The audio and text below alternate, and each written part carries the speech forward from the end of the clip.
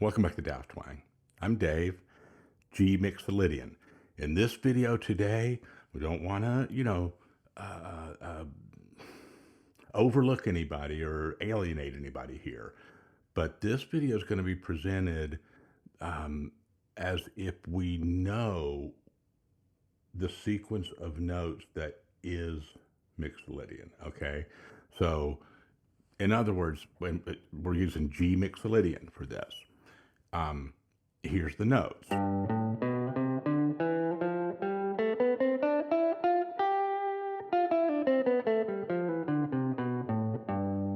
Okay, and it's the same river of notes no matter where you are on the neck, right? So take that line of notes and like make it into a circle, right? And you can start anywhere on the circle, right? And just keep going, right? If you're, up or down, clockwise or counterclockwise. Another way to look at it would be like, I don't know the math terms, but like if you had like on a number line and it has the arrows that goes both ways to infinity, right? It's a continuum, right? So, if you're not familiar with the mixolydian scale at all, backing track clicked on there for a second. We're going to get on that really quick. See, I only left myself a minute and a half to talk before that was going to come on. That was my way of, reminding myself. So, if you're not familiar with that, then go to Tao of Twang. There's a playlist called Mixolydian. Some of them start from like square one. This is what mixolydian means. This is what it is. This is how you play the sequence of notes and so forth. Or just go to YouTube, main search bar, and just put in how to play a mixolydian scale or something, right? Use the resources that are already out there. So, for those of us that are prepared with that part of it, let's put this backing track on and just warm up on this G mixolydian. Now, the first kind of restriction here is I'm only going to use one string, the G string.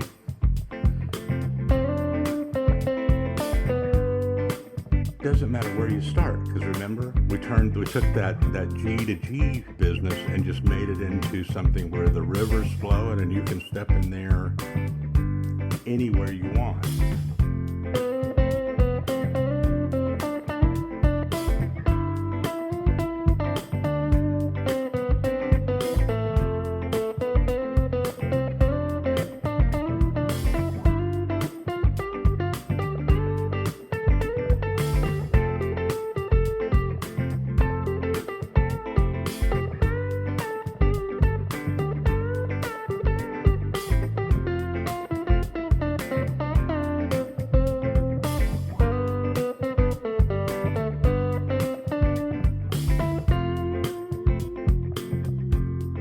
I'm going to give you a little bit of space here right now. Hopefully you've already been, playing along with me. Not copying it. This is complete free form.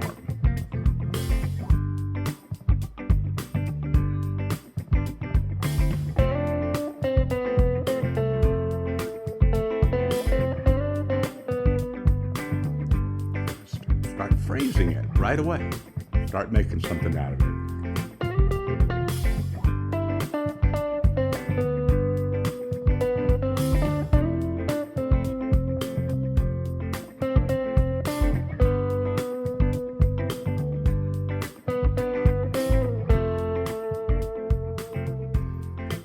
We haven't even talked about what chords we're playing, but you can already hear that what you're playing should already be gravitating towards chord tones. Don't even try to stay out of even assessing what those are right now.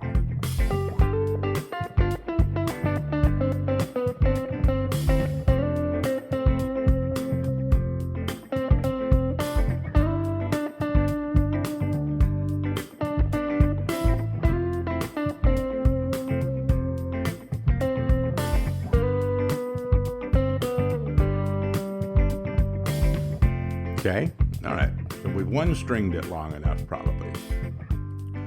Now, reach up or down, I guess, to the next string, but go slow. Now here you want to like try to let your ear make the choice, and don't judge the notes that you play that aren't in there, and you'll know it when they hit, but just adjust it and camp out in different parts of the neck until you feel comfortable.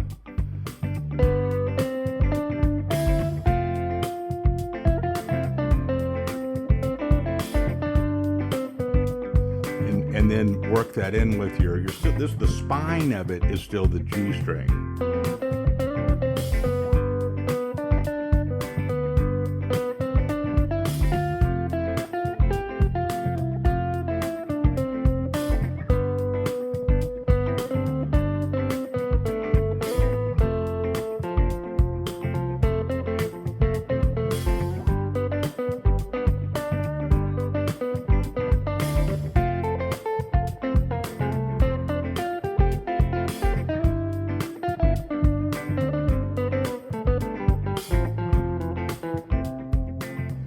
Okay, now,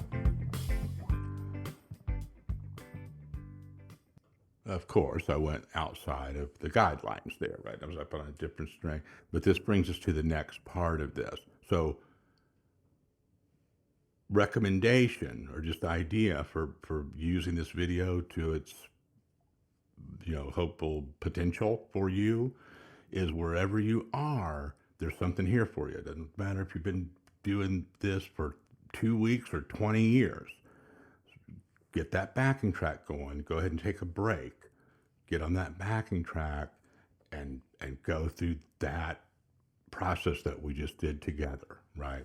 And really start letting it get loose and starting to hammer stuff and repeat things and change directions.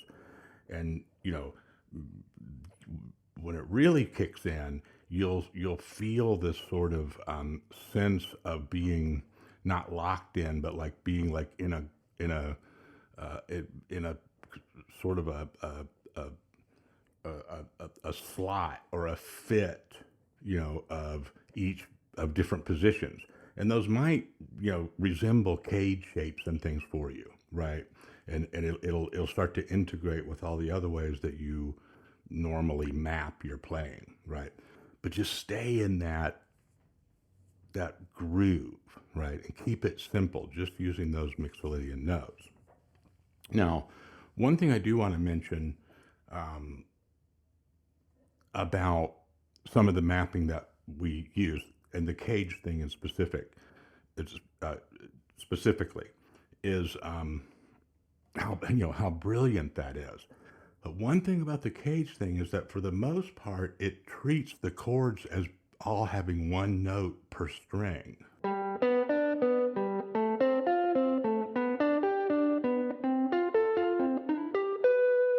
Okay, and have you ever noticed that when you're jamming or you're kind of practicing with a backing track or something, sometimes it gets like unruly or hard to handle, right? Like, well, how am I want to play this kind of repetitive, but it's hard to, then you can, but it may not serve the groove and kind of like the feeling that you want to get in certain places. And so when you play triads, and if you look at if you divide the cage shapes up into like 3 adjacent strings, there's always a triad, right, of different inversions and things. And if you're really articulate and you're like really mechanically, sound, but more so than I am, I guess, or I wouldn't be thinking all of this. With that kind of, changing strings and you're sorting your picking and your alternate picking and stuff, then go for it. But sometimes it's just, you for one thing, it's hard to get a pull off or a hammer sound like that, right? You almost can't by definition because you're just using each string is just addressing one note. So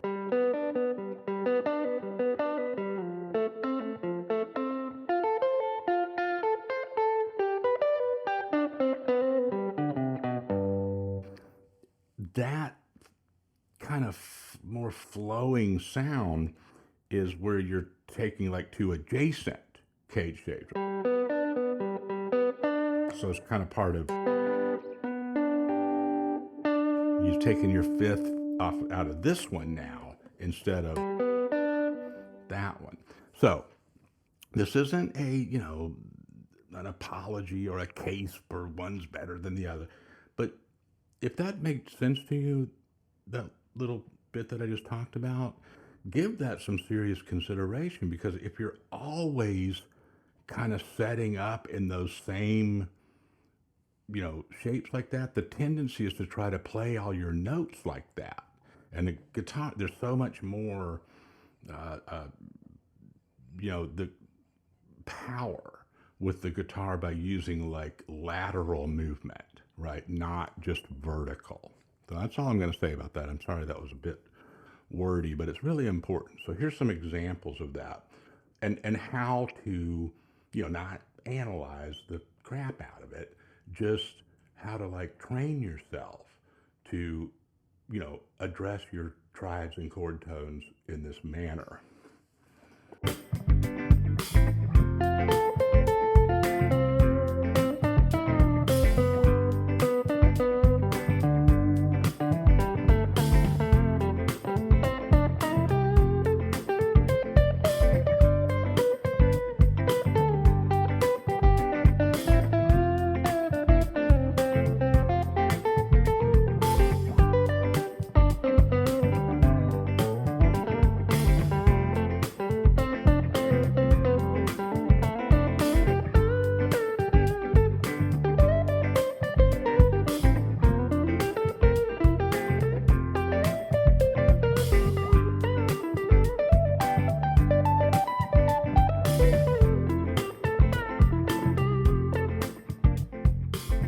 Okay. This is fun, so I don't want to get carried away. But so if I slow some of that stuff down, it's still cage shapes and stuff, right? I don't mean to just kind of make a, like I said, pit one against the other, but like see how they're connecting it.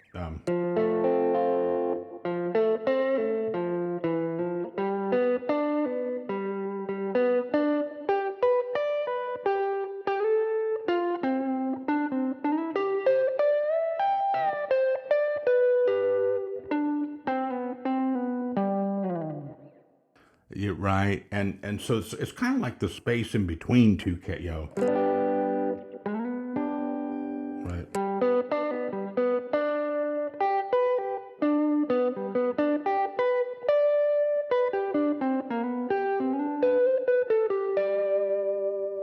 Yeah, so just make sure that you're seeking out those octaves and fifths, and a lot of times this comes down to, in practical terms, kind of like, you know, selecting the string that you're already on to go from the third to the fifth, say, for example, instead of.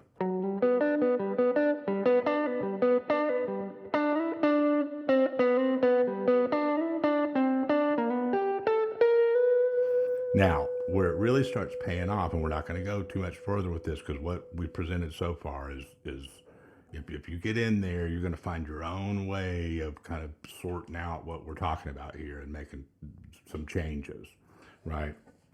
And finding those payoffs that work for you, because everybody has a different system already of how they move around. But for me, what it does is it helps me to, that it is to move laterally, right?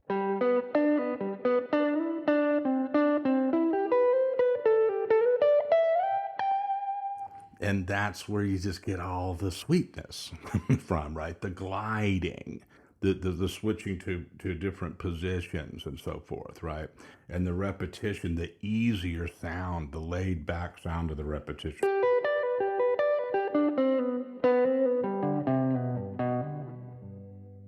Right? And not that kind of, right? If you spend a lot of time doing that vertical version, great, because when you go to do this, you've already got the muscle you already know, you're used to those shapes, right? So you're really just like kind of weaving them together in a more of a horizontal way. That's how most soloing is done. If you start to really look at it that way, you'll see that that's what's happening all the time, right? Don't try to get too scientific with it. Just go through the steps that we did here today and see what you come up with. One other thing that I'll just throw in here that's cool is like take like the if we're using G or G7, if you haven't noticed by now, we're doing like a 4-5, 5-4, whatever order you want to put them in. So the home key here, the major key that these two are related to, would be C. So one way to kind of put yourself out there and just kind of get a change of scenery is just to play some other arpeggios from borrowed chords like that aren't in the progression. So something like this. This doesn't have to be complicated either. I'm just going to play C major 7 because it's C major.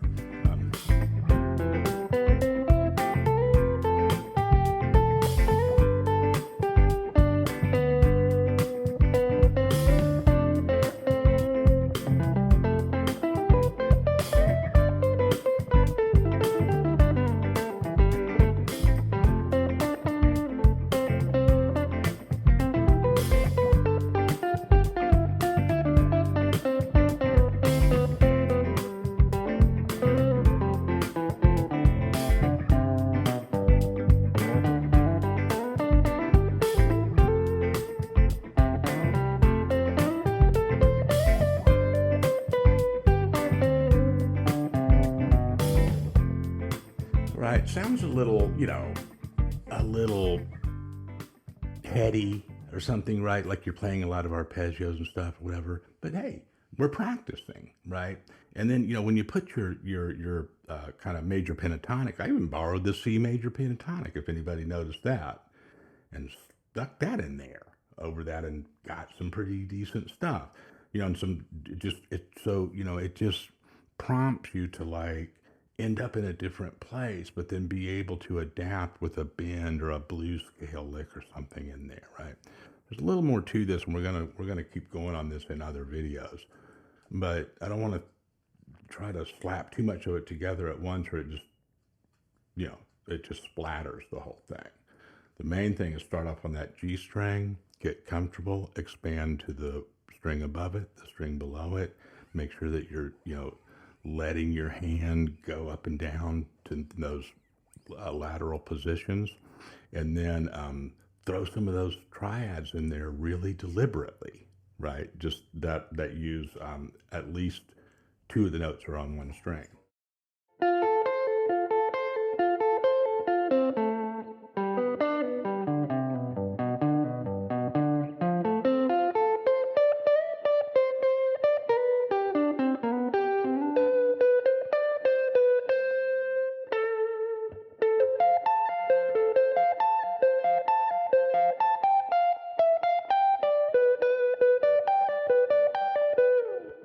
Right? Just look for them, and let your ear. You will.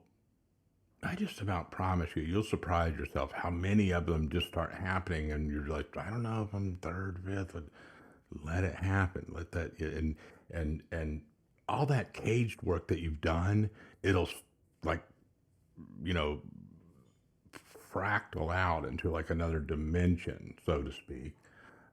And don't worry if you're accounting for every little bit of it. Just let that stuff start flowing, man, and put that major pentatonic back in there with it. You'll feel it. All right, let me know how this goes for you. Appreciate you. See you next time.